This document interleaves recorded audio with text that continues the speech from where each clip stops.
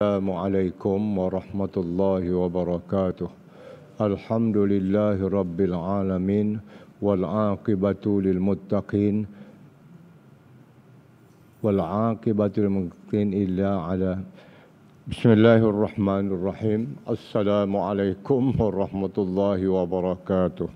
Alhamdulillahi rabbil alamin wassalatu wassalam ala asyrafil anbiya'i wal mursalin وعلى آله وأصحابه الطاهرين أجمعين رب اشرح لي صدري ويسر لي أمري واحلل عقدة من لساني يفقهوا قولي أما بعد.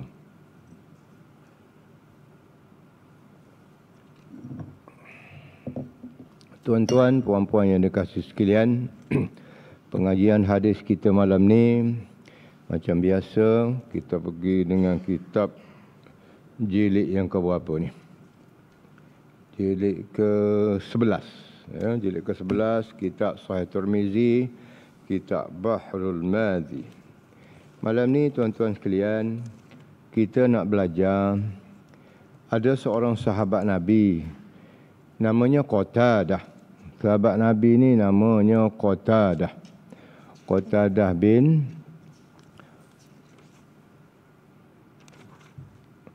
Qatadah ni dia sahabat yang sangat masyhur dan sangat dihormati di kalangan sahabat-sahabat Nabi. Jadi Qatadah ni dia meriwayatkan satu hadis. Hadis dia ni dia meriwayatkan benda yang berlaku. Lepas tu ulama yang buat kitab ni dia menghurai kelebihan Qatadah tu dulu sebelum dia ceritakan hadis yang diriwayatkan oleh Qatadah.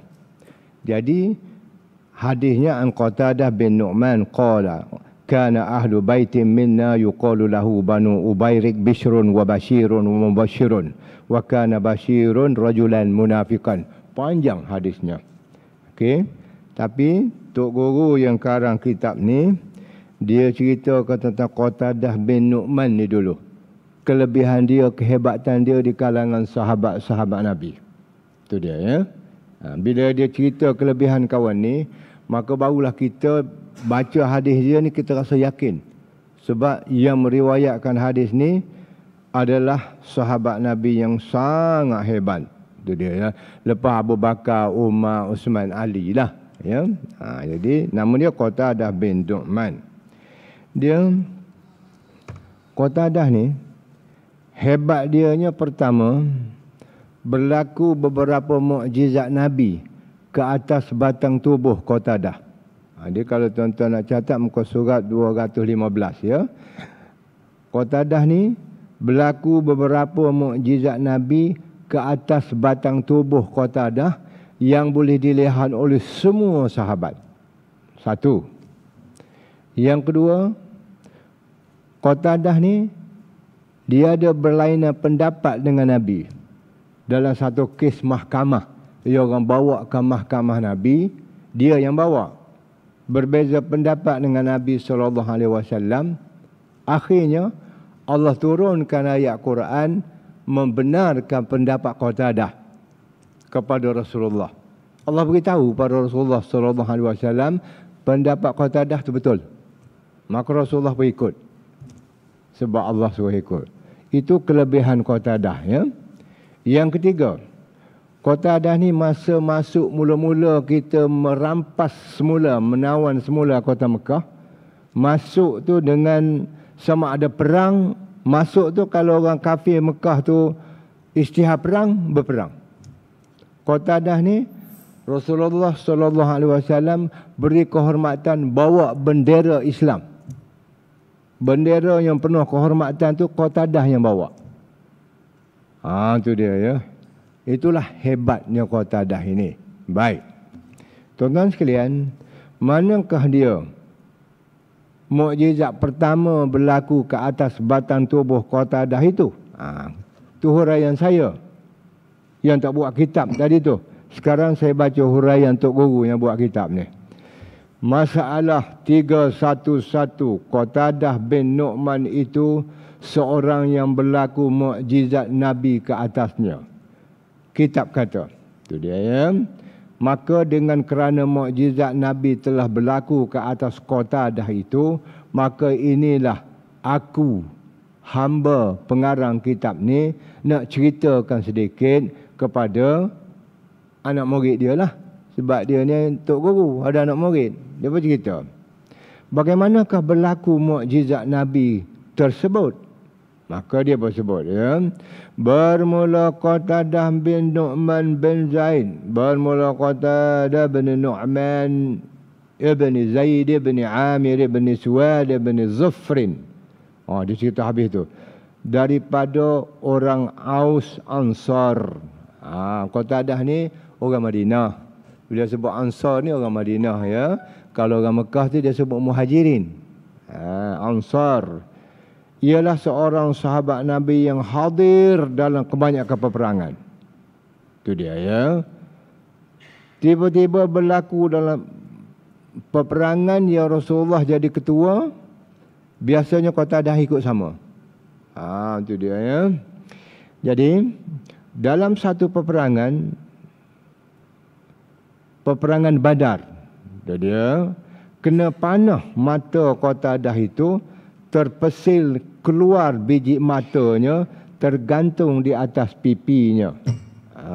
Itu dia ya, kena nak panah dalam perang Badar. Wakil lah, ada setengah ulama kata perang Uhud, tapi perang ni Rasulullah ada dua-dua. Jadi mata dia kena anak panah, terpesir. Orang Kelantan kata terpesir keluar, terkulai keluar, duk tergayut di atas pipi. Kita pun fikir macam mana. Maknanya nak panah tidak kena terus 100% masuk mata dulu dah. Mungkin dalam cerita dia kata sipi. Jadi kalau terkena sipi itu sipi ya. Bila sipi sam, mata sebelah kanan jatuh. Jatuh atas pipi. Tidak dibawa oleh anak panah tu. Maka sahabat-sahabat pakatlah puak dia, kita kerat sajalah mata Qatadah ni. Macam mana Qatadah? Mata kamu ni kita potong saja.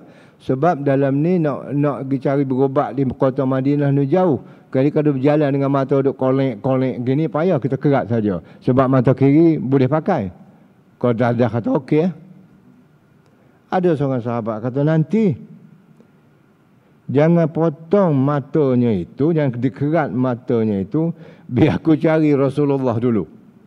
Sebab dia dalam peperangan, Rasulullah pergi, biar tamat peperangan, Rasulullah pergi tengok dari sudut sana, berapa orang-orang kita yang ada cedera ke, ada syahid ke. Puak-puak sahabat ni dengan Qatadah ni dari sudut sebelah sini. Okey, bila gitu, tak apa, biar aku cari Rasulullah dulu. Maka bila jumpa Rasulullah, diceritakan kepada Rasulullah tentang hal keadaan mata Qatadah itu. Itu dia ya. Matanya dihurai ni yang terkutai. Matanya yang terkutai, maknanya terkulai lah tu. Masuk, okey, mata yang terkutai itu kami nak kerat Rasulullah. Apa pendapat Rasulullah? Rasulullah kata jangan kerat matanya itu, bawa kemari. Maka sahabat pun bawa lah Qatadah itu kepada Nabi. Bila bawa, Rasulullah pun mengangkat mata Qatadah yang terkutai di atas pipinya itu, tergayut di atas pipinya itu, terkulai di atas pipinya itu. Rasulullah angkat, Rasulullah masukkan ke dalam rongga mata itu. Rasulullah angkat, masuk ke dalam rongga mata itu. Maka dua perkara Rasulullah buat. Satu, Rasulullah jampi. Masuk saja Rasulullah berjampi. Ini hadis sahih ni ya. Hak saya nak ajar tuan-tuan dan sayanya, hak tuan-tuan dah amalkan berjampi di surah An-Nur Datuk Almarhum Harun Din, itu betul lah. Ada Nabi buat. Jadi kemas ya, pegang di situ. Jadi Rasulullah berjampi. Apakah jampinya itu? Dia tak sebut di sini.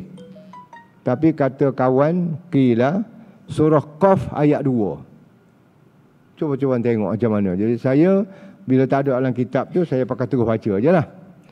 Surah Qaf ayat 2 katanya. Dijampinya oleh Nabi akan mata si Qatadah itu. Diletak situ, bila dah masuk molek dia jampi. Kemudian diludahnya. Berbama cara Islam ni, ludah tu sunnah Nabi. Nabi buat, ya. Jangan kita orang pandai pula, ya. Nabi buat. Yang kata Allah, apa pengotor ustaz tu?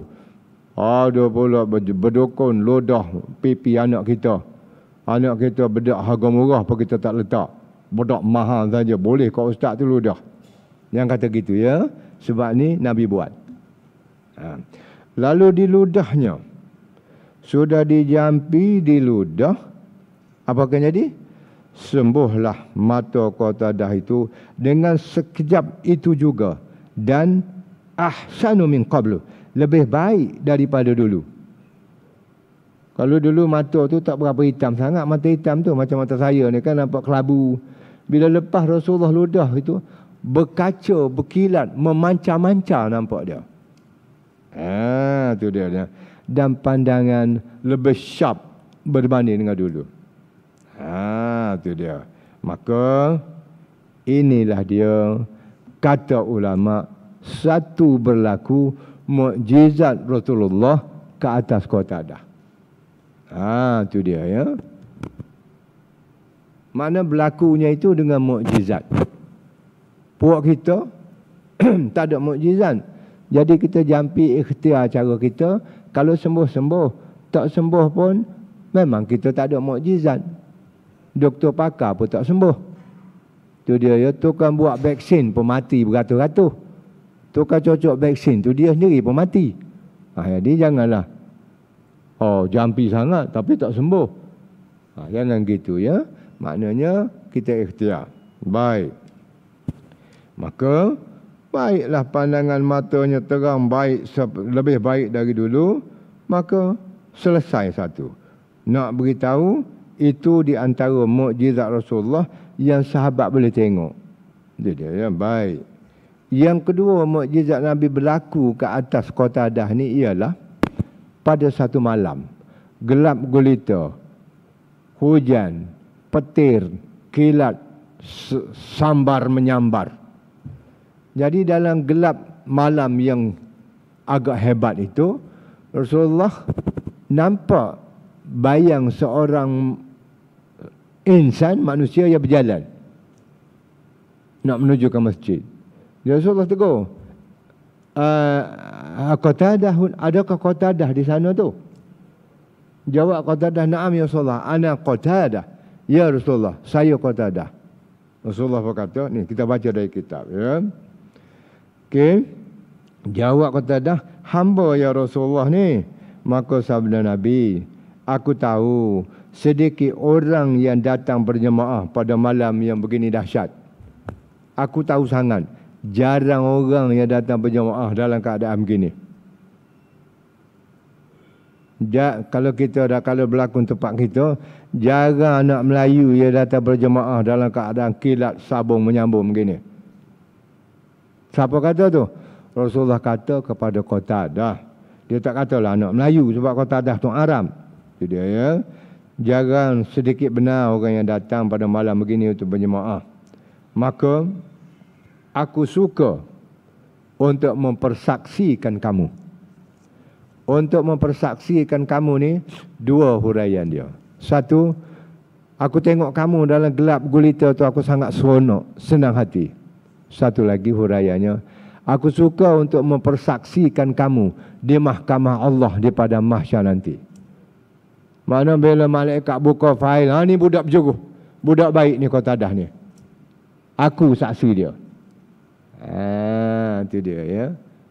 Jadi hak mana satu betul, dua-duanya betul, ya. Tapi satu pesan Rasulullah, datanglah kepadaku apabila sudah semayang nanti, ya. Sudah berjemaah, datang ke rumahku. Qatadah pun tak ada cerita. Maka Qatadah kata, datanglah aku kepada, apabila aku datang kepada Rasulullah sallallahu alaihi wasallam, lalu diberinya kepada aku, kata Qatadah, satu keratan tandan kurma. Tandan kurma kan panjang. Nabi kerat, sekerat beri pada Qatadah. Apa sabda Nabi? Bersabda Nabi kepada Qatadah, ambilkan ini, buat suluh menerangi 10 orang di hadapan kamu dan 10 orang di belakang kamu. Mu ambil ni Qatadah, saya hurai. Saya tak buat kitab ni hurai. Tadi aku nampak mu jalan adalah gelap. Jadi sekarang mu ambil benda ni, lain kali mu guna dia jadi lampu. Mu boleh suluh 10 orang depan kamu berjalan dan 10 orang di belakang kamu. Itu dia ya.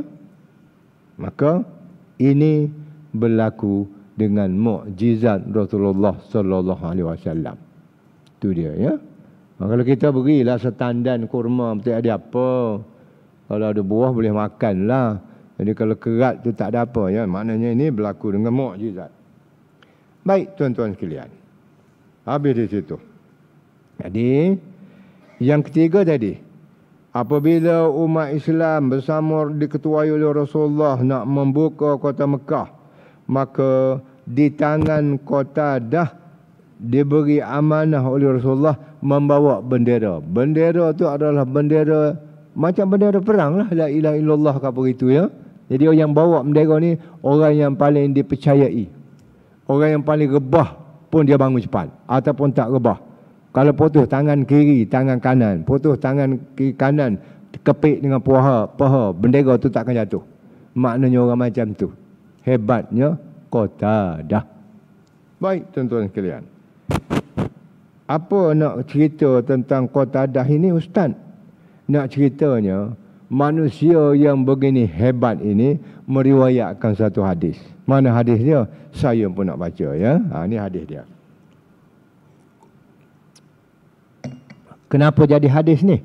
Daripada cerita Qatadah. Sebab benda ni diceritakan balik pada Rasulullah.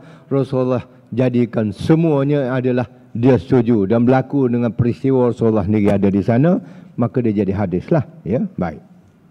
Baik tuan-tuan sekalian, Qatadah kata, kana ahlu baitin minna yuqalu lahu Banu Ubairik. Dalam puak-puak kami hidup di kota Madinah, di dalam kerajaan Madinah yang Nabi pemerintahnya. Kami duduk aman damai di situ. Kami duduk berbangsa-bangsa, berpuak-puak di situ, tapi di bawah bendera Islam. Itu dia ya. Ada satu Banu Ubairik, kaum Ubairik ya. Dalam ramai-ramai itu kita kan ada Banjar, ada apa namanya Iban, ada Kadazan, ada Mondeling, ada Melayu, ada Minang. Ada ni Ubairik ni Banu Ubairik, bangsa begitulah ya. Dia ni dalam keturunan Ubairik ini Islam belaka. Ada 3 beradik laki-laki. Bishrun abang, Bashirun adik, angah, wa Mubashirun bongsu. Nama ni arti semuanya mengembirakan. Bashir mengembirakan, okey, Bishrun gembira, wa Bashirun mengembirakan, wa Mubashirun yang mengembirakan orang. 3 beradiknya. Jadi 3 beradik duduk sekitar Madinah di bawah pemerintahan Nabi sallallahu alaihi wasallam, tapi wa kana Bashirun rajulan munafiqan. 3 beradik tadi Islam belaka, tapi yang bungsu tu munafik. Itu dia ya, munafik. Apa makna munafik? Luarnya Islam, zikir jangan berkira, semayang dengan Rasulullah, kuliah subuh beriadau, tapi dia luar saja. Dalam hati dia, dia benci kepada Islam. Munafik ya. Baik. Macam mana orang boleh tahu Ustaz? Sebab ini dalam hati. Sambungannya belum habis ya. Jadi Bashir, ingat ya, 3 beradik. Bashir alung, Mubashir angah, okey, Bishrun alung, Bashir angah, Mubashirun bongsu. Itu dia ya. Jadi si Bashir ini dia menjalankan dia punya munafik, sifat jahat dalam dada dia tu, dia kembangkan kepada orang-orang Arab yang jauh dari bandar Madinah. Dengan cara mana? Dia akan pergi ke tepi-tepi bandar, tepi-tepi kampung yang jauh-jauh. Dia akan berceramah. Dia akan berceramah supaya orang benci pada sahabat, supaya orang benci pada Islam. Itu dia ya. Kelebihan Bashir ini, dia pandai bersajak. Pandai bersajak, berqasidah, bernyanyi, bernasyid, dia pandai. Suara dia sedap. Itu dia ya. Jadi dia pun gunakan kepandaian dia tu. Yaqulu sya'ra. Dia akan mendeklamasi saja. Dia akan menyanyi, bernasyid. Bukan bernasyid lah sebab dia buat ni benda jahat. Dia pergi melagukan irama dia ni. Deklamasi saja dia ni. Mana dia pergi, dia akan buat pentas. Suara kampung tu buat pentas. Orang tahu dia orang yang suara sedap, buat pentas. Dia buat pertunjukan. Orang ramai akan berkumpul di situ. Yaqulu sya'ra. Dia pun mula bersyair, bersajak. Macam Ihsan Sa'id itulah. Osman Awang tu. Kan sajak dia sedap kalau kita dengar. Bagi orang minat sastra lah. Ya. Dia pun bersajak. Isi sajak dia tu. Yahju bihi ashab Rasulillah sallallahu alaihi wasallam. Dia sajak dia tu, dia maki sahabat-sahabat Rasulullah sallallahu alaihi wasallam. Bila orang dah ramai elok, dia pemula dah bersajak, berqasidah. Isinya ialah dia memaki, menghina, memperlekeh sahabat-sahabat Nabi. Itu dia ya. Jadi dia sebut di sini, dia mempermaki sahabat-sahabat Nabi. Itu dia. Maka bila orang munafik, sebab dia munafik tadi kan, jadi dia suruh bila orang ramai dengar sajak dia ni, orang terpengaruh dengan dia, orang akan benci pada sahabat-sahabat. Bila orang benci pada sahabat-sahabat, sedikit demi sedikit dia boleh pengaruh supaya orang benci Islam. Akhirnya benci pada Nabi, akhirnya tinggalkan Islam. Ataupun jadi munafik macam dia. Okay, ya. Kemudian, bila dia buat, bila orang dah ramai, mana-mana dia buat qasidah sajak, deklamasi sajak ni, orang mesti ramai di situ. Bila dah orang ramai, bila habis orang dah seronok sangat tu, dia pun katalah. Dia kata apa? Thumma yanhaluhu ba'dal arabi. Okay. Yaqulu qala fulanun kadha wa kadha. Qala fulanun kadha wa kadha. Aku ni dia kata, aku bersajak tadi, berqasidah tadi. Sebenarnya bukan aku buat dengan kepala aku, dia kata.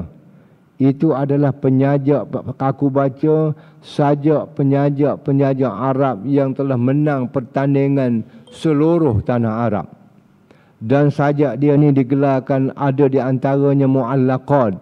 Mu'allaqat ni sajak dia tu sebelum musim haji dia akan buat sayembara di satu pekan pasar seni yang teramat hebat waktu itu. Suq Ukaz nama dia. Hak menang di situ, dia gantung di dinding Kaabah tu. Bila musim haji, kita boleh baca sajak tu. Waktu tu Mekah diperintah oleh kerajaan kafir. Tapi kita nak buat haji, dibenarkan. Dengan SOP yang ketat. Bukan mudah-mudah ya. Baik. Dia kata aku ni bukan, jangan kamu tak percaya, dia kata. Ini penyajak-penyajak yang taraf dunia Arab. Itu dia ya. Jadi orang lagi kemas. Rupanya penjajak sejak dulu lagi benci kepada sahabat Rasul gini. Ya. Baik. Jadi dia boleh pengaruhi orang di situ sebab orang ni jauh dengan Madinah. Penduduk yang terlalu kampung. Okey ya. Baik. Kemudian dari masa ke semasa balik ke Madinah, dia berzikir supaya orang ramai juga. Subhanallah juga. Itu dia ya. Bila dia keluar, orang lain keluar berdakwah molek, keluar 3 hari ke Seri Nanding, cucikan rumah segala macam. Dia ada. Keluar dia buat, dia taburkan fitnah kepada Islam. Baik. Satu hari, فَإِذَا سَمِعَ أَصْحَابَ رَسُولِ اللَّهِ صَلَّى اللَّهُ عَلَيْهِ وَسَلَّمْ ذَلِكَ الشِّعْرَ. Satu hari, malang tidak berbau. Bila orang dah penuh, sedang dengar dia punya deklamasi sajak, saimbara sajak, qasidah segala macam, di bawah tu ada beberapa orang sahabat Nabi yang memang sangat mahir bersajak. Sahabat yang semua sajak ada dalam kepala dia, ada dalam jubah dia. Bila kawan tu dengar yang si Bashir ini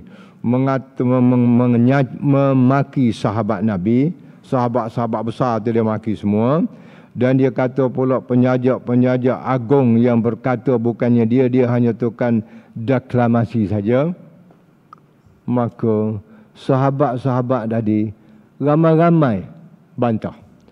Qalu, ramai-ramai mereka bantah. Mungkin mereka naik atas pentas, naik atas martabat, mereka kata qalu wallahi ma yaqulu hadha syi'ra. Ramai-ramai kata, demi Allah, tidak pernah ada seorang penyajak pun yang membuat sajak seperti yang dibaca oleh si mulut jahat ini. Terus pukul atas pentas. Dengar dia kata apa ni? Ma yaqulu hadha syi'ra illa hadzal khabithu. Tidak pernah ada penyajak yang bersajak dan mengarang sajak sedemikian melainkan daripada orang yang mulut jahat ini. Al-khabith itu jahat. Al-khabithuna wal khabithat. Orang laki-laki yang jahat, orang perempuan yang jahat. Ni, yang mulut jahat ni. Itu dia ya. Maka bila dah gitu, bila dia kena bantai oleh sahabat-sahabat ni tahu, dia boleh sebut hak dia baca tadi tidak ada begini-begini, nampaklah dia punya jahat. Itu yang pecah dia munafik ini. Dari situ ya. Maka dia pun dah mulai saat itu, dia berhenti dah bersajak. Dia turun daripada pentas tu, terus balik menghilangkan diri, senyap sunyi dalam bersajak. Tu dia tak pergi dah buat pentas, buat apa, tak ada dah. Sebab apa? Kena bantai. Nak ngajar tuan-tuan dan saya satu, orang jahat ni zaman pemerintahan Nabi pun ada. Itu dia ya.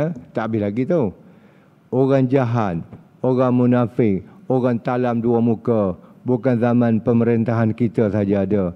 Zaman Nabi ada dah. Orang yang berpura-pura kuat agama, tapi dalamnya munafik, ada zaman Nabi. Itu dia ya. Jadi kalau ada zaman kita sekarang orang yang begitu, maka biasalah. Sepatut zaman Nabi ni tak ada orang macam ni. Nabi ada, dia tengok janggut Nabi, dia tengok mata Nabi, dia tengok Nabi berjalan, dia tengok tapak kaki Nabi, dia tengok. Tapi ada juga. Itu dia ya. Baik.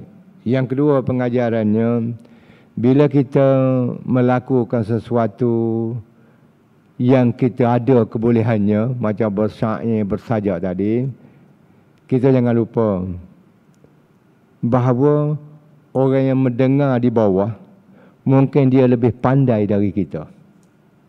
Sebab tu kalau awak nak goreng pun, wahai ustaz, ingat baik-baik, goreng dengan apa yang ada dalam kitab. Jangan awak goreng ikut pendapat awak, nanti digelak oleh orang di bawah. Sebab orang di bawah tu ada yang lebih alim dari awak. Ustaz, tok guru kena ada benda tu. Mungkin ustaz ada secupak, orang di bawah tu ada 2 cupak ataupun segantang ilmu dia. Sebab tu cakap biar berlapik. Itu dia ya. Sebab tu mengajar bawa kitab. Biar ada tunggulnya dalam kitab. Itu dia. Ini sekarang kalau tuan-tuan nak bangkang ke nak tanya, saya pun akak kitab lah. Itu dia ya. Baik. Habis itu. Habis cerita tu, maka masuk pula kejahatan kedua orang munafik. Dah orang tahu dah ni. Kejahatan kedua orang munafik ni, di sinilah berlakunya satu kes yang panjang, menyebabkan Allah turunkan ayat Quran menyelesaikannya, sebab Nabi tak boleh selesai. Itu dia ya. Berat ni. Baik. Jadi sekarang ceritalah lagi tentang hal keadaan rakyat jelata di bawah pemerintahan Rasulullah sallallahu alaihi wasallam. Wa kana ahla baitin hajatin wa faqatin fil jahiliyah wal Islam. Bermula penduduk kota Madinah itu, termasuk keluarga Banu Ubairik ini, ada yang fakir miskin sejak zaman sebelum kerajaan Islam. Ada yang senang sejak zaman sebelum pemerintahan Islam. Maknanya tuan-tuan, sebelum Nabi memerintah Madinah itu, rakyat Madinah itu ada yang miskin, ada yang kaya, ada yang sederhana. Itu dia ya. Jadi sekarang yang miskin, mereka ni hidup sangat sederhana. Ada yang miskin dan papa, dia kata, di zaman jahiliah. Begitu juga mereka miskin di zaman pemerintahan Nabi. Tapi wa kana an-nasu innama ta'amuhum bil Madinah. Okey, mereka makan apa benda tahu? Makanan kasar, tamar yang kasar dan syair, tepung jagung yang murah-murah dia makan. Puak-puak yang miskin tadi. Itu dia ya. Jadi ni orang panggil B40 tu. Zaman Nabi dulu ada dah B40 Bukan zaman sekarang je. Maknanya supaya mudah faham. B40 lah ni. Makan bersahaja je dia ya. Baik. Nak salah ke Nabi ke? Kenapa Nabi tak pandai merintah kalau rakyat dia miskin? Sabar. Sabar dulu. Dengar mari. Jadi, baik. Dalam keadaan begitu, wa kana ar-rajulu idza kana lahu yasarun faqadimat dhafitatun minasy-syami. Ada juga orang laki-laki ataupun masyarakat yang kaya duduk di bawah pemerintahan Rasulullah. Itu dia ya. Kemudian bagi yang miskin tadi makan lebih kurang ya, makan lebih kurang. Ikan kering, ikan masin, sambal belacan, makan belakanglah. Hak kaya ni, bagi yang ada kelapangan, bila datang saudagar makanan dari Syam, orang Syria tu, dia dah pandai berniaga dah. Syria, Syam. Dia dah boleh jual pakaian, dia tenun yang baik-baik, makanan yang sedap-sedap, senjata yang mahal-mahal, dia datang jual ke Madinah. Itu dia ya. Jadi, bila begitu, orang ni datang jual minad darmaki beta'al rajul. Dia jual tepung gandum yang halus-halus, yang sangat mahal lah kira. Maka membeli ia oleh orang-orang yang kaya di Madinah. Jadi puak ni hak kaya ni berapa? B20 kah? Ni puak-puak B20. Jadi dia belilah. Okey. Maka ada seorang laki-laki daripadanya, dia memang kaya. Dia boleh habis. Maknanya bila sudah habis orang berniaga, barang dia nak balik ke Syam, mana saja barang makanan hak tak habis yang baik-baik tu dia beli. Begitu juga dia beli alat-alat senjata yang dia buat yang cantik-cantik dibuat oleh orang Syam itu, dia beli. Makanan pun banyak dia beli, alat senjata untuk peperangan fi sabilillah pun dia beli. Kemudian dia letak dalam satu rumah untuk simpanan. Barang makanan tadi, bila sampai musim susah, musim banjir ni lah, dia orang akan pergi minta bantuan dengan dia, dia bantu. Tu dia ya. Kemudian bila musim berlaku peperangan, Rasulullah buat kerahan tenaga, Rasulullah nak senjata yang cukup, maka dia akan bagi.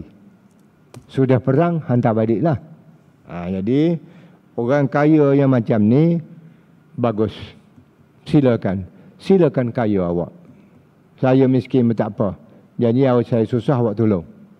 Itu dia ya. Jadi kata Qatadah, maka membeli bapa saudaraku. Di Madinah tu, bapa saudara Qatadah ni orang kaya. B20, ke T20, tak tahulah, tapi dia orang berada. Maka dia beli banyak makanan segala macam tu. Maka tepung gandum makanan yang baik-baik itu, faja'alahu fi masyrabatin lahu wa fi masyrabatin silahu dir'an wa sayfun fa'udi'a. Dia beli semua sekali itu, di antara benda dia beli itu, dia simpan dalam satu tempat, bilik dia simpanan dia. Benda dia simpan dalam tu makanan. Dia gandum tahan lama.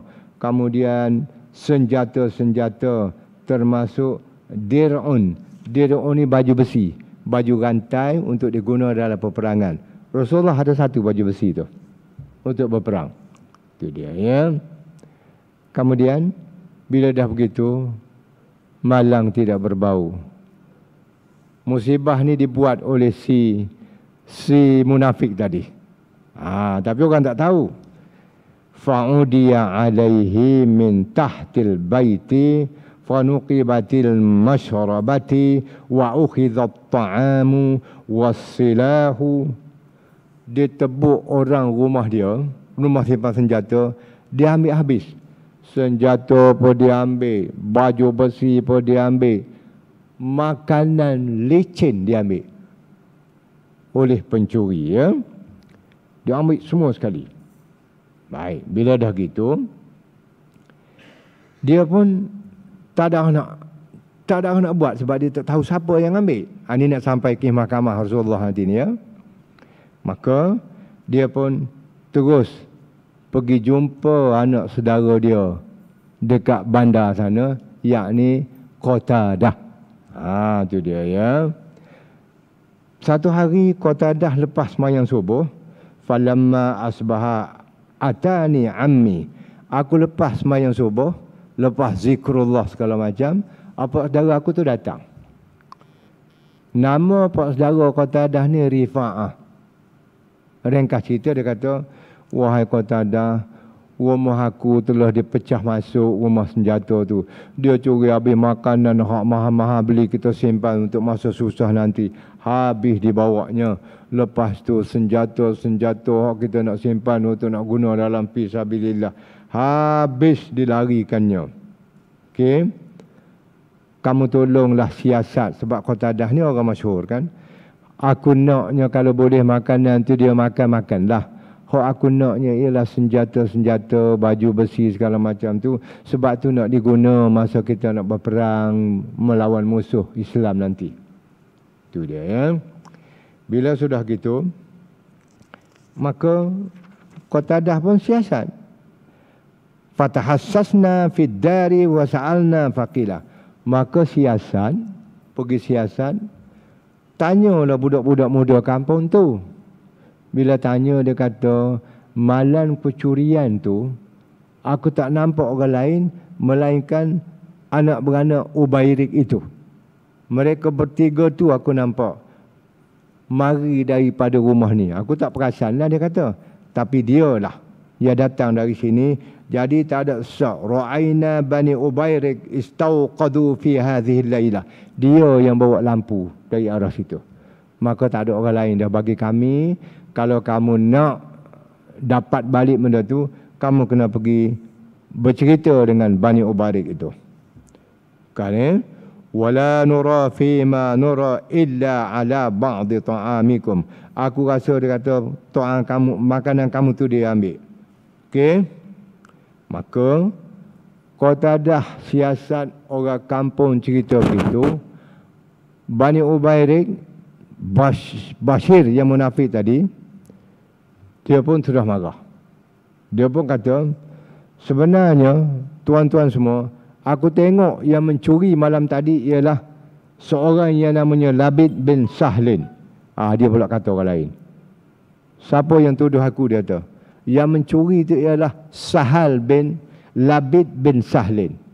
Kamu pergilah tangkap dia. Baik. Sekarang dalam kampung tu hanya Qatadah yang menyelesaikannya dulu. Kalau boleh dia tak nak bawa ke mahkamah, nak selesai sendiri. Tapi bila jadi gawat begini, Labid yang dituduh oleh Bashir tadi, dia ni orang yang sangat bengkeng. Orang yang marah. Dia pun macam mana? Dia pun terus, falamma sami'a Labidum ikhtarata saifahu. Labid pun bila dengar orang kata dia mencuri, dia hunus ke pedang dia pergi mengamuk di setiap kedai kopi. Siapa yang kata aku mencuri tu, kalau dapat, aku akan penggalkan kepala dia. Jadi bila sudah gitu, sahabat-sahabat si Rifa'ah tadi yang kena curi itu, pergilah jumpa dengan Labid. Dia kata gini, Labid, bagi nasihat, kamu jangan ambil tindakan keras begitu. Kamu diam dulu, kamu balik relax di rumah kamu, jangan mengamuk lagi. Kami akan siasat sampai dapat. Dan kami yakin kamu tidak mencuri.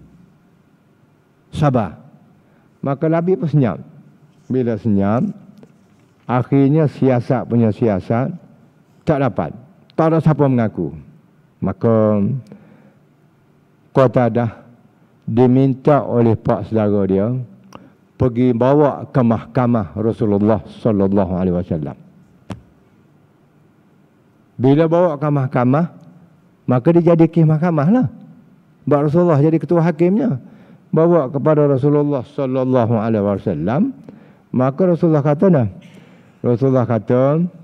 ni Qatadah kata, fa'ataitu Rasulullah sallallahu alaihi wasallam, aku datang pada Rasulullah, aku laporkan semua sekali. Maka Rasulullah berkata, sa'amuru fi dhalik, aku akan siasat kedua-dua pihak. Sekarang mulalah Rasulullah menyiasat. Bila mula menyiasat, sebelah Qatadah dan bapak saudara dia beri keterangan semua sekali. Sekarang sebelah Bashir tu dengan kawan-kawan dia, kroni-kroni dia, habis. Datang juga Rasulullah, berbicara depan Rasulullah dalam mahkamah Rasulullah, ya.